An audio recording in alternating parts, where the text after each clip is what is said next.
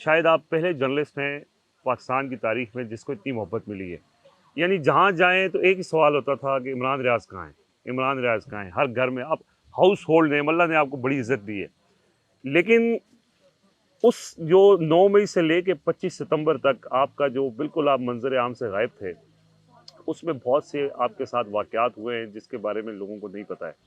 एक तो ये बताएँ कि ये जब आप अरेस्ट हुए या अगवा हुए, उसके बाद कहाँ आपको ले जाया गया? कितना अरसा आपको कहाँ पे रखा गया? दूसरी जगह पे कितना अरसा रखा गया? ये थोड़ा-सा इसकी तफ़सीलात हम चाहते हैं कि देखिए, आप सारा खुद कुछ बताएँ। तो मैं आज नहीं बताऊँगा आपको, लेकिन जो बता सकता हूँ आपको मैं बताऊँगा। मैंने इसमें उर्दू में और अंग्रेज़ी में दोनों ज़बानों में रिकॉर्डिंग करवा के पाकिस्तान से बाहर 2-3 जगह पे महफूज़ रखी है। अगर दोबारा मुझे कभी और गायब किया गया तो वो सारा कुछ आप सुन लेंगे, जो कुछ मेरे साथ हुआ और जिसने किया। यानी मैं जर्नलिस्ट हूँ, मैं लोगों का पता करता हूँ कि इसके साथ किसने ज़्यादती की है, तो अपना नहीं करूँगा। तो मुझे एग्ज़ैक्टली हर जगह का पता है कि मैं कहाँ-कहाँ गया था, मुझे कहाँ-कहाँ रखा गया था और किन-किन लोगों ने रखा था और मेरे पे टॉर्चर किसने किया, क्या किसने किया, सारा कुछ मुझे पता है। ये जो था ना जब जेल से मुझे उठाया गया तो उस दिन से लेकर जिस दिन मैं अपने घर पहुंचा, उस दिन तक मुझे दुनिया की कोई खबर नहीं थी। कोई इंडिपेंडेंट सोर्स ऑफ इंफॉर्मेशन मेरे साथ नहीं जुड़ा। मैंने अखबार की एक खबर क्या एक छोटा सा टुकड़ा तक नहीं देखा। पढ़ना तो बहुत दूर की बात है, सुनना तो बहुत दूर की बात है।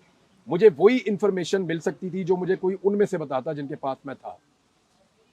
अब मैं उनके ऊपर यकीन भी नहीं कर सकता था ये सच है झूठ है। उन्होंने मुझे ये भी बताया कि तू मर गया है, तेरा नमाज जनाजा पढ़ दिया गया और तू अब इस दुनिया में नहीं है। तेरे घर वालों ने तेरी नमाज जनाजा पढ़ दी है और पाकिस्तानी ये समझ रहे हैं कि तू मर चुका है, अब तेरा नाम लेने वाला और तुझे याद करने वाला भी कोई नहीं बचा। तो मुझे तो ये भी बताया था कहीं ऐसा और मुझे इस पर बिलीव करना था। मुझे ये भी बताया गया कि मेरे घर के अंदर अल्लाह ताला रहम करे, उस दिन मैं बहुत परेशान हो गया था, बल्कि मैंने टकरे मार मार के अपना सर फाड़ दिया था। जब मुझे ये बताया गया, एक आदमी ने मुझे इशारतन बात बताई कि आपके घर में एक नुकसान हो गया बहुत बड़ा। मैं वो बोलना नहीं चाहता अपने मुंह से। तो उस दिन मैं बहुत डिप्रेशन में चला गया था, बहुत परेशान हो गया था। मैंने बड़ी मिन्नत भी की और बड़ी लड़ाई भी की उस दिन।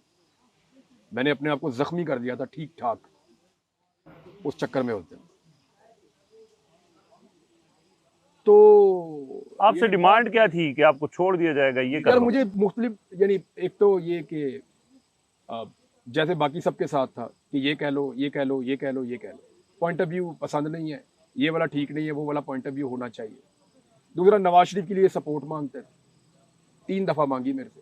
मुझे बड़ा अफसोस हुआ, नवाज शरीफ को कैसे सपोर्ट कर सकते होने का। सारे अरसे में कौन-सा ऐसा मौका था जहाँ आपको लगा कि हाँ, अब मैं जा सरेंडर सकता हूँ कर घर? देना चाहिए मुझे। जब आपको जब ये बताते थे आगे कि भई आपके फैमिली के साथ ये हो गया, आपको आगे ये भी आपने किसी अपने किसी शायद आपने अपने वकील जो दोस्त हैं, मियाँ अली शफ़ाक, उनके व्लॉग में आपने बताया था कि आपको ये भी आगे बताते थे कि भई आपके फलाने साथी उन्होंने कर लिया है, मामला ठीक हो गया है, सब एक ही पेज पर आ गए हैं, तो तुम अकेले जो है वो अड़े हुए हो। तो उस टाइम आप सोचते थे?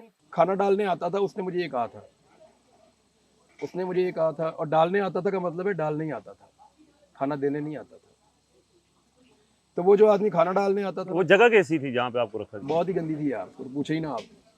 यानी अकेले आदमी की कुछ जिंदगी होती है, आपको पिंजरे में बंद कर दे कोई अकेले को और आप वहाँ बैठे रहे सारा दिन, बल्कि कई दिन बात ही ना करे किसी से, तो आदमी ज़हनी तौर पे पागल हो जाता है। सूरज की रोशनी वगैरह? वो आवाज़ आती थी ज़ोहर की, अब असर की, ऐसे। तो उसमें जो है वो यानी कुछ ऐसी जगहों पे मैं रहा जहाँ तो बिल्कुल सूरज की रोशनी सोच ही नहीं सकते आप। बिल्कुल नीचे तह खाने में, छोटे से पिंजरे में, क्या चीज़ हिम्मत देती अंदर ही थी? वॉशरूम। अल्लाह रब्बुल इज़्ज़त। देखें, अल्लाह ही याद आता है आपको सबसे पहले, और वही याद आना चाहिए आपको उसूलन भी। तो मेरा रब भी सब्र देता है। मैं तो भाई 2 घंटे नहीं रह सकता बंद, मैं सच आपको बात बता रहा हूँ। जिस तरह मैं आज़ाद तबीयत आदमी हूँ, मुझे कोई 2 घंटे बंद करे ना तो मैं पागल हो जाता हूँ। तो मेरे अल्लाह ने पता नहीं कैसे ये टाइम गुजारा, मैं सोच भी नहीं सकता कि 142 डेज, ये लगभग पौने 5 महीने बनते हैं, एक हफ्ता कम। तो इतने दिन गुजर गए पता ही नहीं चला। और मेरा मालिक है जिसने ये दिन गुजारे हैं। इसमें बड़ी कैफियत थी, कभी मैं बहुत मजबूत महसूस करता था अपने आप को, कभी बहुत कमज़ोर महसूस करता था अपने आप को, कभी मैं बड़ा ज़िद्दी बन जाता था, कभी मैं बिल्कुल कोऑपरेट करना चाहता तैयार हो था। जाता था कि बस ठीक है जी अब। हाँ, लेकिन मेरे रब ने नहीं होने दिया। जो देखें मैं आपको एक चीज बताऊं, आप अपनी इज्जत के मालिक हैं ही नहीं, आप अपनी इज्जत के मालिक हैं ही नहीं।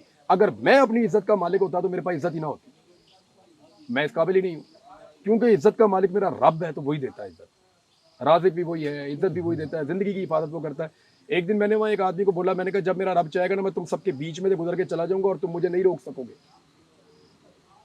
तो उसने कहा फिर लड़ता क्यों है, तंग क्यों करता है? मैंने कहा यार वो तो मेरा काम यही है ना कि मैं ये करूं, यहाँ जाना तो है ना मैंने। लेकिन आप साफी थे, मिलिटेंट तो थे नहीं कि आपकी कोई ट्रेनिंग होगी तो वो इस मैं काम उन्हें की? पूछता था, मैं कहता था यार मैं कुछ दहशतगर्द हूँ, ये क्या चल रहा है मेरे साथ।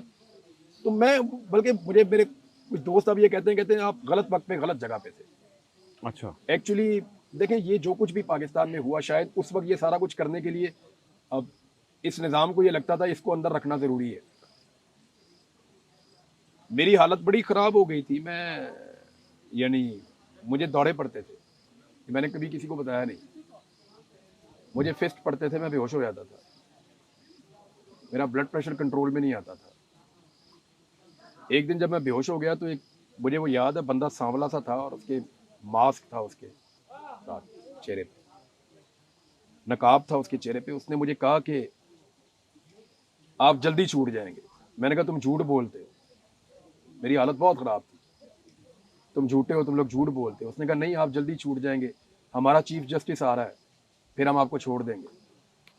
अच्छा। ये नए चीफ जस्टिस आने से पहले की बात, जो अब इस टाइम मौजूदा उनसे पहले? उसने मुझे तारीख दी थी, उसने कहा था जी 17 तारीख को हमारा चीफ जस्टिस आ रहा है, और तुम छूट जाओगे? फिर क्यों? तुम वो छूट चीफ जाओगे। जस्टिस आपको पसंद काजी करते फायद हैं? ईसा साहब, वो आपको पसंद करते हैं? नहीं उन्होंने कहा हमारा चीफ जस्टिस आ रहा है। वो प्रॉब्लम ये था कि वो बंदयाल साहब के होते हुए मुझे छोड़ना नहीं चाहते थे, उन्हें डर था कि शायद बंदयाल साहब मुझे सुप्रीम कोर्ट में बुलाकर पूछ लेंगे, और उन्हें ये लगता तो था कि काजी शायद साहब ने आपको काजी परेशान साहब तो किया कह है, रहे ये हैं तो कि आपको उनका मशहूर होना काजी चाहिए। साहब को तो मैं कहता हूँ 200 साल उन्हें रहना चाहिए चीफ जस्टिस, जितना उन्होंने मेरे पे एहसान किया। लेकिन बात यह कि काजी साहब ने वाकई साबित किया, उन्होंने मुझे बुलाकर नहीं पूछा कि आप इस मुल्क में सबसे ज्यादा देर तक गायब रहने वाले जर्नलिस्ट हैं, और आपकी ख्वाहिश थी कि वो मुझे बुलाएं, आपने? मैंने कई दफा कहा कि मुझे बुलाकर पूछे, मैं उन्हें बताऊं कि आपका शुक्रिया। कि क्या हुआ, और उनका शुक्रिया भी अदा करूं। लेकिन वो तो ये कहते हैं कि आपने बाहर आकर बताया ही नहीं कि मैं लापता हो गया बुला था। के पूछ ले, मैं बता देता हूँ। मैंने तो काजी साहब को कहा कि बुला के पूछे, मैं बता देता हूँ। किसको बताऊं मैं, किसको बताऊं? सेशन कोर्ट में जाके बताऊं, उनकी इतनी जरूरत है? किसको बताऊं? पुलिस के एसएचओ को जाके बताऊं कि तेरे आईजी ने बिल के मुझे गायब करवाया था, वो कार्रवाई करेगा? किसको बताऊं? कहां पे जाके रिपोर्ट लिखवाऊं? मुझे आप बताएं कि जो लोग मुझे उठाकर ले गए थे उनके मुकाबले में कौन से थाने में जाऊं मैं? कोई दर्ज करेगा मुकदमा? वो गोलियां खा के वजीर आजम बैठा हुआ था, मेरा मुकदमा कर दो, मेरा मुकदमा कर दो, नहीं हो रहा था। मजाक है? काजी फायद ईसा चीफ जस्टिस थे तो मुझे बुला लेते, मुझे पूछते क्या हुआ था, मैं बताता, पहले शुक्रिया अदा करता कि जी आपका चीफ जस्टिस बनने का बहुत शुक्रिया, आप बने हैं तो उन्होंने मुझे छोड़ा। उन्होंने कहा था हमारा चीफ आएगा हम तुझे छोड़ देंगे, तो छोड़ दिया उन्होंने, आप आ गए। अच्छा, छोड़ दिया आपको। तो छोड़ने के बाद सबका यही था कि यार अब ये किसी ना किसी सेटलमेंट के जरिए आएगा, ज़ाहिर है वापस ही आ गया है, तो अब आके ये खामोश हो जाएगा, बोलेगा नहीं, और ज़ाहिर है कुछ डिमांड्स होंगी। एक तो डिमांड अंदर थी ना, वो नहीं पूरी हुई, तो उसके बाद ये डिमांड भी होंगी कि आप बाहर जाएंगे तो आप उसके बाद नहीं बोलेंगे। लेकिन आपने तो फिर दोबारा कुछ अर्सा रेस्ट किया, दोबारा रिफ्रेश हुए, और फिर से घोड़े शोड़े चलाए मैंने घोड़े शोड़े आपने चलाए, और फिर आप शुरू हो गए। बाज क्यों नहीं आते आप? नहीं मैं कुछ गलत काम तो नहीं कर रहा। देखिए गैर आईनी और गैर कानूनी है तो आज भी मेरे तंग करते हैं ना आप। मेरे ऊपर मुकदमा दर्ज हो सकता है। देखिए आप लोग भी यही काम करते हैं, मैं भी यही काम करता हूँ, हम लोग कोई मुख्तलिफ काम तो नहीं करते भाईजान। आप भी यही काम करते हैं, मैं भी यही करता हूँ, हामिद बीर भी यही करते हैं, मुतीउल्लाह जान भी यही काम करते हैं, सिद्दीक जान यही काम करते हैं, लेकिन वो बहुत ज्यादा करते हैं। तो हम सारे लोग एक ही काम करते हैं, तो मेरे पे इतनी मेहरबानी क्यों की गई? सवाल ये है। यानी मैं ये पूछता था तो मुझे वो एक दफा उसने कहा इम्पैक्ट। अच्छा। मुझे एक ऑफिसर ने कहा, मैं तो उसको देख नहीं पाया, मेरी आंखें बंद थी, इम्पैक्ट, और हम आपको मोल्ड करेंगे। मैंने कहा ठीक। वो टाइम गुजर गया यार। देखे मैंने आके बड़ा सोचा, मैं अपने आप को सीरियसली आपको बताऊं, मैं अपने आप को बदलना चाहता था। मैंने अपने आप को कन्विंस किया था कि मैं वापस आके ये काम ही नहीं करूंगा। अच्छा। इतनी तकलीफ दी मैंने अपनी फैमिली को, अपने बच्चों को। मेरी एक बेटी है, वो बड़ी परेशान हो गई थी, मेरी वाइफ, मेरे बच्चे, माँ बाप का तो मुझे सबसे ज़्यादा दुख है, सबसे ज़्यादा तकलीफ है। माँ बाप को जिस उम्र में खुशियाँ देनी चाहिए मैंने उन्हें तकलीफ दी, जिस उम्र में उनका ख्याल रखना चाहिए वो मुझे ढूंढते फिर रहे थे। तो मुझे माँ बाप की सबसे ज़्यादा तकलीफ है। तो मैंने बड़ा सोचा था कि मैं ये काम छोड़ के कोई और काम कर लूँ। नहीं, नहीं हुआ। आपने घोड़े भी आपने वापस आके सबसे ज्यादा जो आपका सामने है, आप घोड़ों के साथ घोड़सवारी। ज्यादा- घोड़सवारी और घोड़ों के साथ मसरूफ हो गए, तो वो और कोई काम ही नहीं थी भाईजान। मैं आया तो मौसम सरमा शुरू हो रहा था नया नया, और करने के लिए कुछ था नहीं। मैं जब रहता था लाहौर में तो लोग बहुत ज़्यादा आते थे। मैं अपने आप को ठीक करने की कोशिश करता था, थेरेपी अपनी करता था, बोलने की कोशिश करता था, तो कोई ना कोई आके मुझे वो वाकयात याद दिलाता था, तो मुझे दोबारा मैं वापस रिकवरी से पीछे चला जाता था। फिर मैंने घर वालों से प्लान किया कि मैं यहाँ से जा रहा हूँ। फिर हमारे पास चकवाल में ज़मीन है, मैं वहाँ चला गया। वहाँ पे मेरे पास एक घोड़ा था, फिर मैंने एक और लिया, फिर मैंने एक और लिया। क्योंकि मुझे जर्मनी से एक डॉक्टर थे, उन्होंने कहा do you have horse's around you. मैंने कहा जी हाँ है एक दो। उन्होंने कहा spend your maximum time with the horse's. अच्छा मैंने कहा जी वजह, उन्होंने कहा ये थेरेपी करते हैं। अच्छा गोरा था डॉक्टर जर्मनी से, किसी ने वहाँ से पाकिस्तानी ने उससे मेरा रब्ता करवाया था, अच्छा अच्छा फीस उसी ने पे की उसको। अच्छा तो उसने मेरी बातचीत सुनी, उसने कहा जी आपको ये इशूज आ रहे हैं, ये इशूज आ रहे हैं। मैंने कहा, कहते जी ये घोड़े जो हैं इनके साथ आप टाइम स्पेंड करें, इससे आपको मदद मिलेगी रिकवरी में। मेरा मानना है कुरान पाक पढ़ने से बहुत मदद मिलती है, लेकिन घोड़ों के साथ मैं घोड़ों को नहलाना, उनको मालिश करना, उनके ऊपर राइडिंग करना, यही काम करता रहता था। तो शायद उन्होंने मुझे थोड़ा सा साइकोलॉजिकली उन्होंने मुझे उनके साथ एक अटैचमेंट थी इमोशनल, शायद उसकी वजह से भी। फिर बच्चे मेरे पास आ जाते थे, वहाँ पे रहते थे 2-2 3-3 दिन, तो बच्चों के साथ भी आपका टाइम अच्छा गुजरता। तो मुझे शुरू में लोग कहते थे कि 2 साल तक हमें ये पता है कि आप ठीक नहीं होंगे। अच्छा तो अल्लाह ने किया कि 4-5 माह में मैं ठीक हूँ। माशाल्लाह